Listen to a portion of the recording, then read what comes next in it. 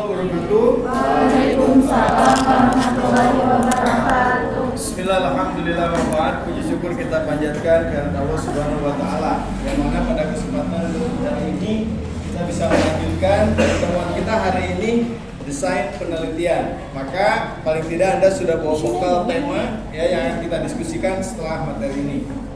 Apa yang harus dilakukan seorang peneliti pada saat dia akan memulai sebuah penelitian? Tentu Anda tidak asing lagi dengan kata desain. Kira-kira apa desain? Ya? Kerangka, gambar, rancangan, desain, konsep, terus ada lagi? Ada lagi? Oke, nggak ada. Lanjut. Ya. Nah, yang pertama adalah rencana atau kerangka. Tadi banyak ikut ya. Jadi bagaimana kita membuat sebuah kerangka kerja penelitian. Ada beberapa hal ketika kita membuat sebuah kerangka, itu kira-kira ada kata kuncinya apa ya? Kalau sebuah kerangka itu apa ya? Konsep. Ya? Apa? Oh, konsep. Iya, kerangka kan konsep pastinya. Apa itu sebuah kerangka itu harus seperti apa dalam bayangan umumnya? Ya? Terus yang lengkap. Yang lengkap. Kalau berargumen itu yang sampai satu kalimat. Jangan konsep kerangka konsep terus sampai beres. Ya, apa? Apa itu kerangka? Ya, terus loh, yang itu kan nggak bisa dikerjain kalau begitu. Perhatikan, Anda kalau menjawab itu yang bisa ditindaklanjuti. Ya, contoh, apa itu desain? Kerangka. Apa itu kerangka? Desain. Tapi kalau besok itu, ya. Nah, kasih gambaran. Kira-kira kerangka itu apa syaratnya?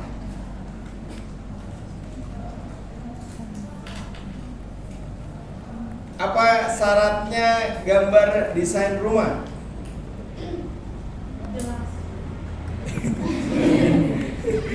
Jelas. Iya jelas. Jelasnya apa? Ya? Ada? Instrumen.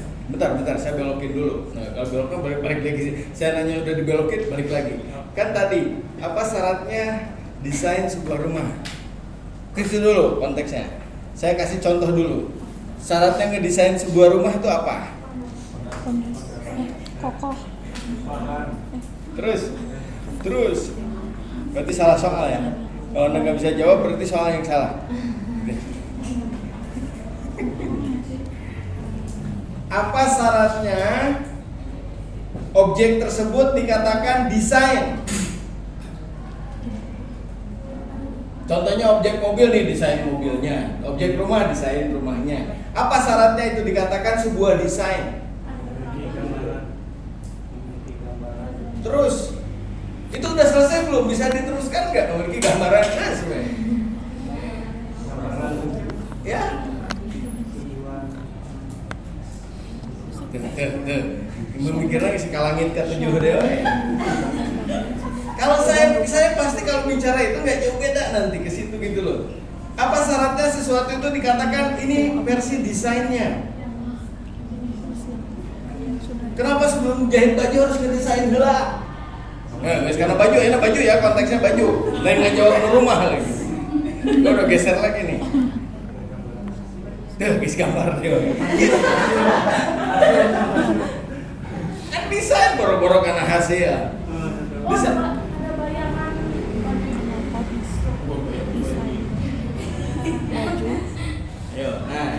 Nah, cara mengungkapkan gimana? Sulit kan ngajar itu sulit ya? Ngajar itu sulit ya? Memahamkan seseorang itu very difficult. Tapi gajinya kecil. Gak apa-apa ya? Ibadah. Udah kembali. Oke, perhatikan. Kita mau desain sesuatu itu kira-kira kenapa saya harus ngedesain dulu? Saya harus pahamin itu dulu kan.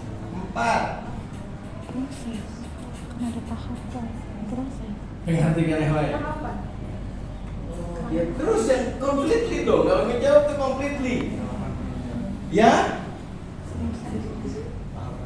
Kenapa saya harus ngedesain dulu? Mau jawab Pak? Ya, so. Biar kita tahu tahapan-tahapannya. Jadi kan kalau di desain kita misalnya bikin kalau baju kita bikin bagian atasnya dulu, terus baru lengan. Nah waktu dipraktekin misalnya bikin baju sama lengan itu emang apa ya? Berhasil gitu pas bikin desain juga. Oke, saya statementnya yang terakhir aja tinggal diluruskan. Artinya apa sebuah desain? Tahapan awal. Kami dicoba. Oh awal. Sok. Baru bangun tidur baru nggak jawab. Oh iya lu. Ayo, come on.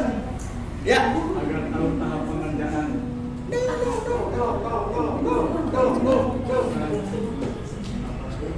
Ayo everybody, perhatikan, dengerin. Kenapa saya harus bikin tahapan ini supaya jadi ini kan? Oke, berarti ini representasi dari Tujuannya.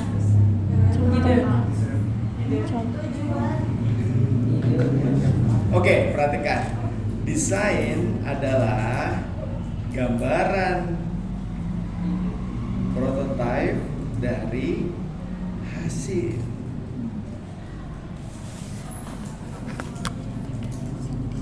Iya kan? Saya mau bikin kursi, tapi saya gambar desainnya dulu. Perhatikan, hasilnya jauh nggak dari desain? Gak mungkin. Saya gambar rumah 2 lantai terus jadinya 10 lantai. It's impossible. Nah itulah pentingnya kita harus ngedesain supaya hasilnya sesuai dengan yang Diinginkan. iya. Kenapa harus desain dulu? Kan Anda pakai baju, ngasih bahan hongkol ke si Mang Jahit, Mang tabahan. Kumaha bentuknya kumaha Mang.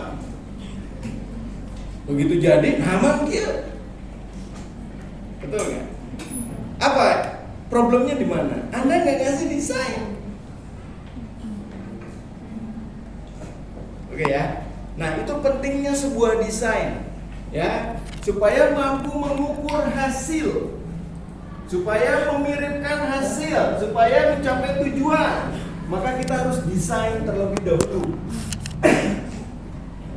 Sudah dapat? Oke ya. Jadi kenapa kita harus bikin desain? Supaya hasilnya sesuai dengan apa yang kita mau. yang diharapkan. Tuh selesai gitu doang. Oh, 20 menit. Ya kan? Oke, nah ini kan. Jadi kalau saya mau meneliti, berarti nanti bentuk dulu. Oh, saya harus survei. Oh, saya harus dapetin data ini. Oh, saya harus ke perpus. Oh, saya harus bikin desain sistemnya. Oh, saya nanti luarannya harus dalam bentuk paper. Nah, itu udah dalam bayangan-bayangan kita. Supaya nggak jauh beda, Pak. Tadi ada pertanyaan, Pak. Nanti papernya ke perpus atau ke umum? Pak, nanti perpusnya khusus perpustakaan, papernya atau sistem informasi aja? Pak, atau sistem informasi secara umum? Coba. Dari tema itu saya bisa sekelas beda KB. Nah, maka kita namanya menjamin penelitian sistematis. Jawab pertanyaan yang tadi, itu kan pertanyaan publik. Maka sebagai peneliti saya yang menentukan. Yang mau jahit baju, tukang jahitnya atau saya yang nentuin? Saya dong. Masa ada kumang-mang wae kan gitu. Gak bisa, tukang jahit itu hanya mampu menjahit. Tukang cukur sama. Mang, cukur. Rumah gue kumang-mang. Terus tuh masih jelek. Bayar 50.000, gak kembalian cukur deh.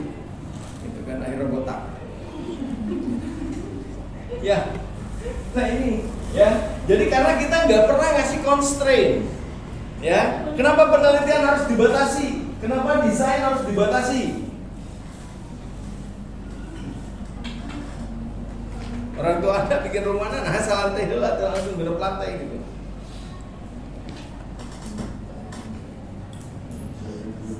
Ya, menyesuaikan kebutuhan. Gitu ya, segala sesuatu itu harus menyesuaikan tolok ukurnya kebutuhan Anda. Hari ini risetnya tentang apa? Oke, focusing di sana. Desainkan khusus untuk di sana. Jangan yang macam-macam. Ya, jangan seperti Anda ke supermarket. Niatnya beli sabun, efektif jadinya sekarangnya. Segera dibeli. Ya, apa kelemahan Anda, terutama yang ibu-ibu? Ya, karena telah ditulis. Tidak pakai desain, tidak pakai konsep. Masuk ke Indomaret Alfamart, bawa aja keranjang. Kan, kosong kan nih, masuk. Iya kan? Karena apa? Algoritmanya begitu. Makanya saya kasih tips buat Anda yang ibu-ibu. Ya, masuk ke Alfamart, Indomaret, supermarket dan sejenisnya, jangan bawa keranjang. Ya, udah itu aja satu. Kemudian yang kedua, mulai komitmen dan konsisten. Ya, kalau Anda mau beli sabun, udah beli sabun tok. Udah. Ya kan? Udah, catat sabun mandi, garis. Nah, ke sana tulis, oh, sabun mandi aja. Udah, langsung ke kasir, bayar, pulang. Pasti stres. Tadi kudu beli ini, tadi kudu balik deh kan. Gitu. Nah, kenapa saya harus satu? Minimum kalau Anda catat satu sesuai komitmen, Anda punya effort untuk balik laginya dan horean. Gitu ya. Itu salah satu pengendalian. Nah, di penelitian sama. Ya, jadi jangan sampai nanti bias. Anda tadi tujuannya hanya beli sabun, efeknya mulina jadi sakaranja atau tekor. Apa yang bikin tekor? Karena penelitian itu idealnya didanai. Kalau tidak didanai, contoh, misalkan Anda nanti awalnya skopnya kota Bandung, ternyata penelitian Anda, wah, harus Jawa Barat. Mereka harus ke Jawa Barat, harus survei berapa kota, udah gitu datanya awalnya 1.000 jadi 50.000. Nah, itu ekspansi itu skalabilitasnya akan berdampak pada penganggaran, ya. Semua penelitian itu akan berbasis anggaran, gitu ya. Oke, kita lihat. Nah, bagaimana cara memberikan pedoman penelitian? Ya. Nah, kemudian berikutnya menjadi strategi pengujian hipotesis atau pertanyaan. Berikutnya menentukan metode pengumpulan dan analisis data. Berikutnya menjaga validitas, reliabilitas dan objektivitas. Gitu. Ya. Nah, ini yang harus Anda mulai kendalikan. Ya, jadi pada saat kita ngedesain penelitian, yang pertama berarti ada nggak pedoman penelitiannya. Maka saya suruh Anda ambil template paper. Betul ya? Nah, sesuai template, geus dibere template we bingung. Wah, ieu kumaha Pak? Ieu kumaha Pak gitu. Betul ya? Kenapa sih Anda bingung? Udah dikasih guideline, bingung gitu. Oke, tuh template, ada pedomannya. Kemudian yang kedua, strategi menguji hipotesis kemarin udah. Anda mau ngapain? H1-nya mau ngapain? H0-nya kenapa kalau gagal? Ya udah selesai. Nah, maka sekarang kita definisikan, definisikan. Bagaimana H1-nya? Ya, kemudian H0-nya. Berikutnya, gimana cara merujuk ke H0 H1-nya?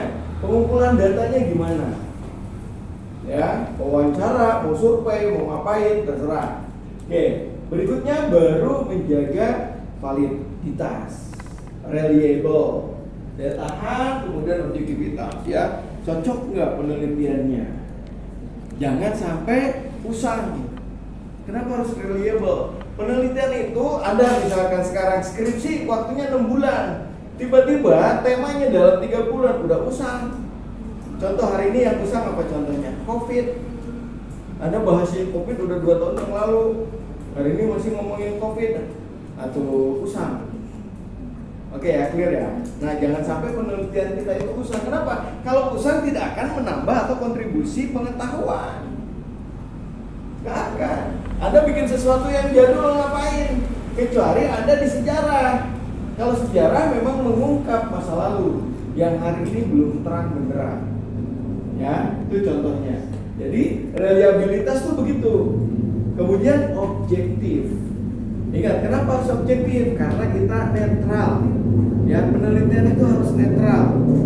Ya, kecuali Anda sebagai salah satu tim surveinya paslon. Wah, pasti langsung juara KB. Bingung kan di TV, menang KB calonnya.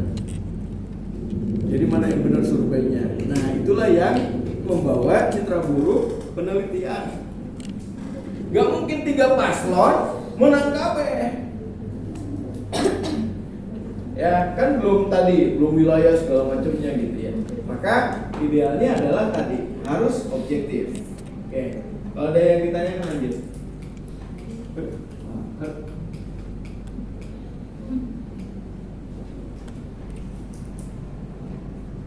Oke, nah ini kemarin kita sudah singgung sedikit pendekatannya. Namanya lihat pendekatan. Boleh jauh, boleh. Iya dong. Ya, namanya juga pendekatan. Bisa mirip, bisa enggak, bisa jauh sama sekali. Ya, maka ada namanya kuantitatif. Kemarin sudah kita diskusi sedikit. Kemudian eksperimen dan survei. Udah tuh gerombolannya itu. Kalau Anda milih kuantitatif, berarti judulnya eksperimen sama survei. Oke ya.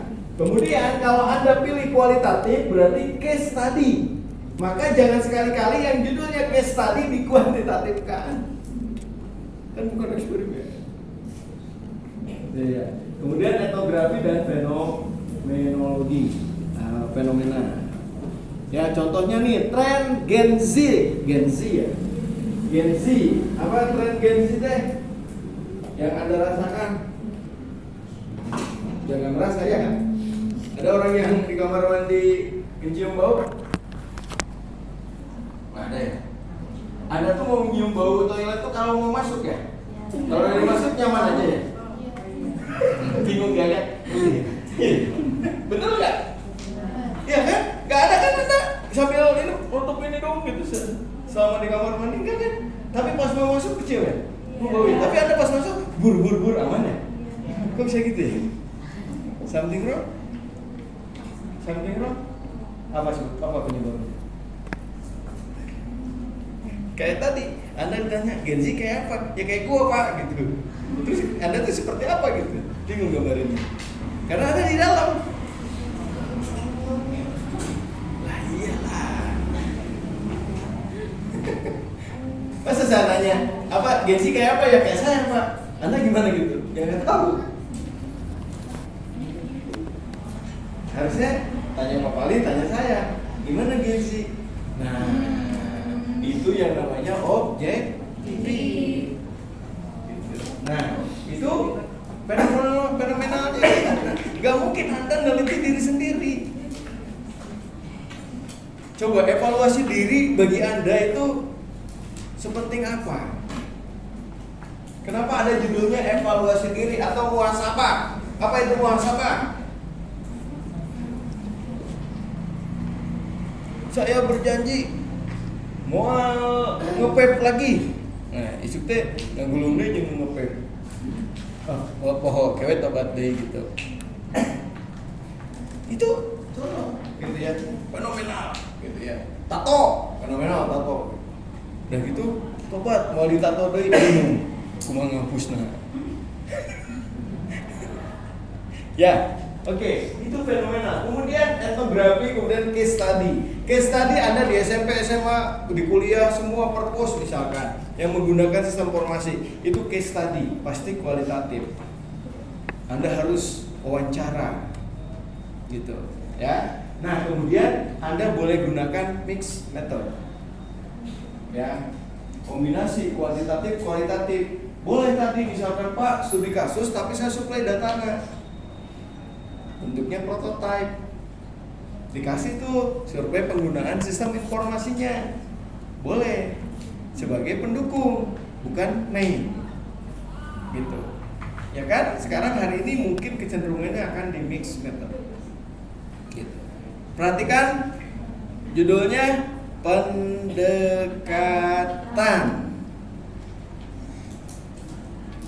Ya, itu yang harus Anda pegang. Pendekatan. Jadi, yang harus Anda lakukan adalah dekat ke yang mana. Jangan langsung, Pak, saya mah kuantitatif gitu. Itu nge-declare. Makanya kalimat di proposal Anda itu penelitian ini menggunakan pendekatan kuant atau kualitatif atau mix method. Nggak eksak. Kenapa? Karena tadi khawatir saya tidak betul-betul memanfaatkannya, ya karena saya butuh support dari metode lain, gitu. Nah, maka gunakan pendekatan, gitu. Ya, selalu seperti itu untuk kehati-hatian. Sama kayak Anda jawab insya Allah. Kalau versi Anda tuh cenderung enggak atau cenderung iya? Cenderung enggak. Udah bisa dipastikan kan, gitu. Clear gitu, ya. Anda mau ikut makan? Ikut. Udah, no debat. Anda mau ikut nggak? Insya Allah. Nggak, semua milu. Udah clear ya. Jadi kalau jawaban di kita, padahal yang majoritinya Muslim, tapi jawaban insya Allah sama kayak Anda orang Sunda tawaran makan. Nawarna apa? Namanya tawar gatra. So, Anda Pak makan, ambil lagu saya ceri. Kata lagi Pak. Nah, nawaran itu kan. Ya kan? Oke, itu ya. Oke, itu udah pattern. Dia udah pattern. Ya, jadi kalau ada temen yang nawarin, jangan langsung diambil. Pastikan heula. Sih. Terus tinggal hiji, gede. Itu teh antara 50%. Kalau dicokot orang korbannya. Ya kan? Oke, itu ya. Jadi ini metode. Pokoknya udah 3 salam dunia yang terkenalnya. Ya, kuantitatif, kualitatif, mau mix. Oke. Berikutnya, nah, sekarang jenis desainnya. Ya, tenang nanti slide saya kasih. Ya tenang. Gak usah dipotong. Ya, eksploratif itu explore, ya, ngegali gitu ya, bukan gali tanah ya, menggali fenomena baru. Ya, makanya nanti Gen Z konon katanya susah punya rumah. Ya karena jajan wae. Yo, Genji tarano nabung dan tidak pernah megang uang cash, megangnya QRIS. Jadi sampai di depan kasir Alfamart masih nelpon indungna, "Mah, QRIS-nya bayar." Bingung mah. Udah di depan kasir. Ya, uang menipu nanti bukan duit. Oke, eksploratif, menggali fenomena. Judulnya eksploratif. Kemudian deskriptif, menggambarkan. Deskriptif. Berikutnya adalah explanatory. Ya. Explain sama deskripsi beda ya. Kalau explain itu berarti ada aktif. Tapi kalau describe itu hanya general. Menjelaskan bukan variabel, tapi kalau describe hanya menggambarkan fenomenanya saja. Nah, baru ke eksperimental. Ya, eksperimental itu menguji perlakuan. Ya, jadi apa nih kalau saya melibatkan 10 Gen Z, jam berapa Anda rata-rata tidur di malam hari? Untuk Gen Z jawabannya 10. oh, screen time-nya 20 jam. Iya kan? Ya, giliran nukas saja KO. Giliran ML hajar terus. Ya. Nah, itu. Ya, jadi saya gak bisa memastikan screen time Anda tuh how many time. Gitu. Ya. Nah, itu perlu dikatakan eksplorasi menggali. Dari fenomenanya juga boleh. Kemudian dari explanatory, saya minta penjelasan dari Anda. Kenapa Anda susah tidur? Karena handphonenya nyala. Coba mulai sekarang jam 9 parangan handphone. Pasti anggar mau sare. Mendingan aduh handphone. Buka handphone lah otaknya. Iya kan? Iya. Kenapa ya? Coba bahaya nggak? Bahaya. Karena nanti pada saat Anda dipakai sekarang tadi kecenderungannya, begitu ada problem Anda langsung nanya ke AI. Ya, itu yang the biggest problem. Ya, harusnya Anda mencoba dulu cari nih di pengetahuan saya tuh ada nggak ya problem ini saya coba solve. Itu mulai dilatih ya teman-teman ya. Jadi tolong kurangi screen time. Saya jamin dan garansi itu nggak ada manfaatnya. Apalagi ada screen time-nya hanya untuk nyekrol medsos teparugu. Ya, oke. Itu stop. Kemudian Anda alihkan. Alihkannya gimana? Anda harus baca buku.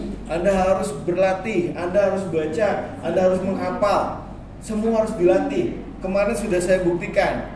Secanggihnya AI, begitu Anda yang ke depan, acet. Karena nggak ada knowledge-nya. Karena ngandelin paper ditulis, tugas dikumpulin. Begitu presentasi, KO.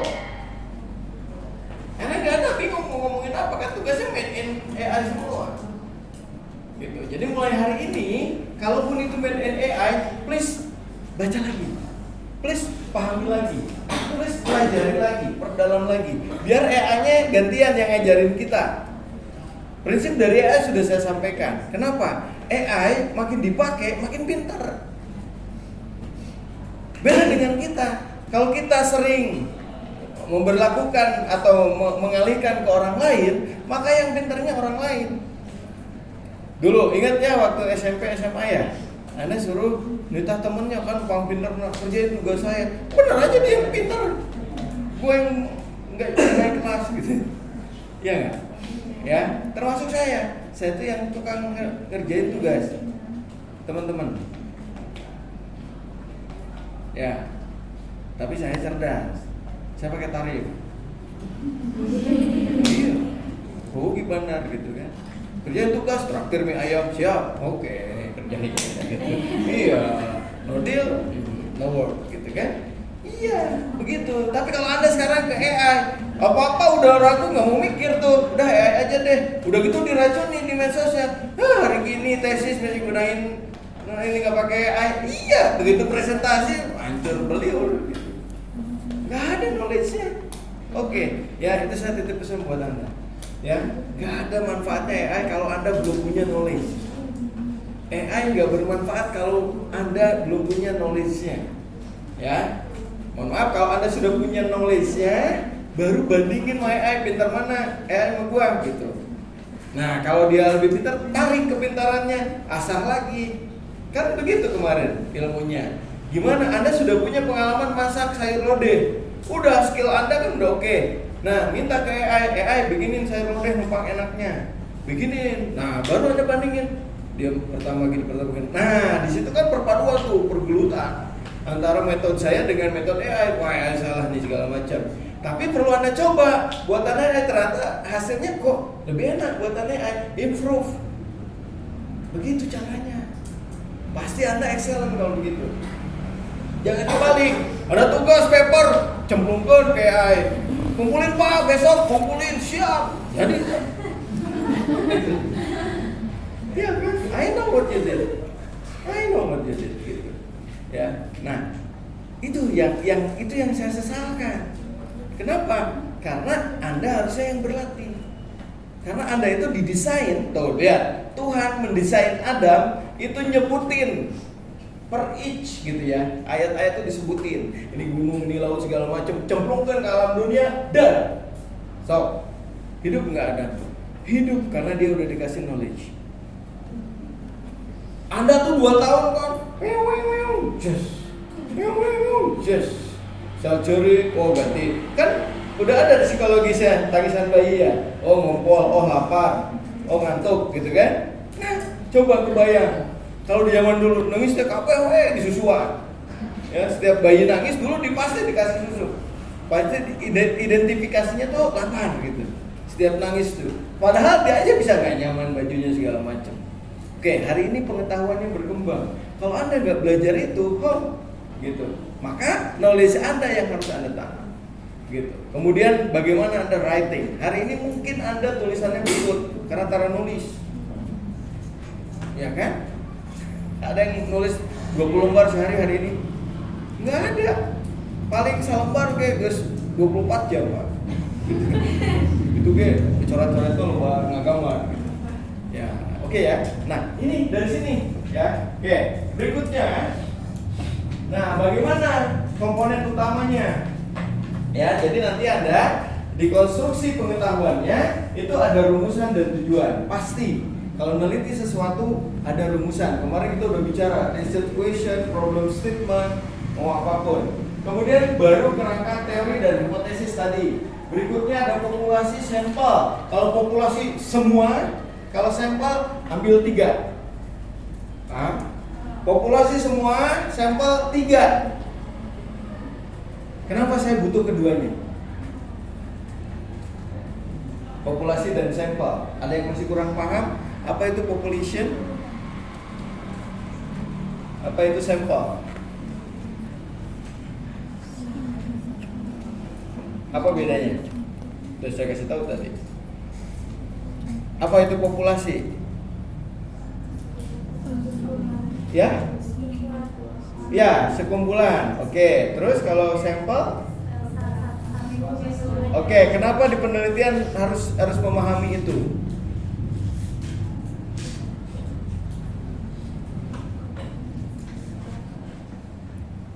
Anda pernah bikin masakan? Pernah, gimana cara memvalidasinya? Enak atau enggaknya? Coba. Cobain sama siapa? Sama orang, bukan sama Anda. Kalau sama Anda pasti enak. Iya kan? Cobainnya populasi nih. Anda masak nasi goreng, teh sekelas. Untuk sapiring ewan. Eta mah lain ngetes, lapar. Ngetes kan? Kalau can karasa aja. Hayu geus 2 piring gitu. Itu bukan ngetes, itu namanya lapar. Jadi kalau ngetes itu kayak master chef, gitu ya. Cukup cuil, set. Itu suapan itu yang mau penuh makna. Karena suapan berikutnya baal. Lah iya dong, lidahnya udah nggak original lagi, ya. Makanya dia harusnya master chef itu nggak nguruling di makanan yang sama, nggak boleh. Karena dia udah tercemar di yang makanan pertama, otaknya udah ngerekam. Jadi harusnya selang lagi besok. Ini serius. Nih. Gak percaya. Nih, ada tiga mangkok bakso buatan beda-beda. Terus Anda nyobain yang get laki itu yang pertama, walaupun tak enak. Karena dia review jujur dong. Kan dia begitu masuk lidahnya kan masih netral. Udah gitu masuk bakso rada panas. Set langsung. Ya kan? Bereaksi kan? Apalagi udah lebih hapoeng. Ya, so Anda setelah makan pisang goreng terus makan mulai kan repot lidahnya. Nah, maka idealnya tadi dia berusaha secuilmu aja. Set, dia ambil, makanya konsepnya master chef itu yang diambil apanya? Anda mau misalnya ada 3 juri. Kamu cek asin, cek manis, cek goreng. Beres. Oh, enggak semuanya gitu, di review gitu loh. Iya, tapi kan tadi kita nilai strongnya di situnya gitu.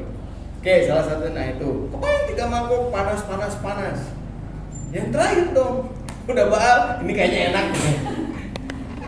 Ya kan? Oke, itu namanya di sini. Populasi dan sampel. Makanya diambil sampel. Dan nasi goreng mana kemana? Udah harum. Kamar ge loba porsinya. Oh, enak tuh gara-gara loba gitu. Ya, porsinya besar. Gitu. Bukan di situ kan? Anak kos banget gitu. Oke, itu ya. Jadi populasi penting untuk mengukur validasi dari penelitian kita. Cek nih, makanan saya enak nggak? Sekelas 70% enak. Udah confidence saya lumayan lah 70%. Targetnya sih 90%. Tapi namanya penelitian begitu. Yang kedua, karena saya yang diujinya makhluk hidup, kapan Anda nggak pernah berubah? Coba, pertanyaan saya, kapan Anda nggak pernah berubah? Bingung. Karena Anda berubah terus. Ya, maka jangan percaya makhluk hidup. Terus ya. Bingung. Sebelah saya makhluk hidup, Pak. Maka jangan percaya. Oke ya, bener nggak? Saya tanya aja, Anda bisa dipercaya nggak? Nggak juga. Ya karena sometimes we will change. Oke ya, jadi paling sulit itu makhluk hidup. Saya nggak bicara hidup yang seperti Anda ya. Di lab biologi tuh yang saintek biologi, bikin aja pertumbuhan sel, ngestumbuhan 24 jam. Efeknya mawat. Udah selesai penelitiannya. Nggak valid. Harus ngulang lagi dengan perilaku yang berbeda. Gitu. Nah, begitulah Tuhan ciptakan kita. Karena kita dituntut untuk beriman. Qalu bala syahidna. Gitu kan? Cari tahu di sana. Kayaknya lagi ke alam dunia. Wah, keren begini alam dunia nih. Banyak yang bikin muter kepala nih. Nah, lupa ibadahnya kan?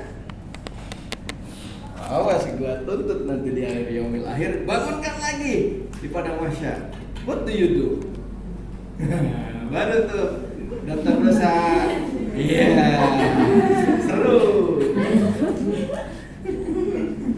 Maka cepat bertobat ya. Udah selesai lah. Brengseknya udah diberes di SMA ya. Hari ini cukup soleh-solehan aja. Nanti brengseknya udah selesai. Jangan sekarang baru brengsek kelar. Oke ya. Saya agak keras. Nanti Anda tularkan ke temennya begitu. Ya guys, selesai guys. Ya brengsek kita udah gak zamannya hari ini, zamannya mikir, pintar, nyari duit. Udah itu aja deh so. Ya, lu jangan brengsek lagi, nggak musim hari ini gitu. Brengsek itu mahal, ya kan? Mobil harus bagus, harus beli main game, main judol, main apa, beli obat, atau segala macam, HP, mahal semua.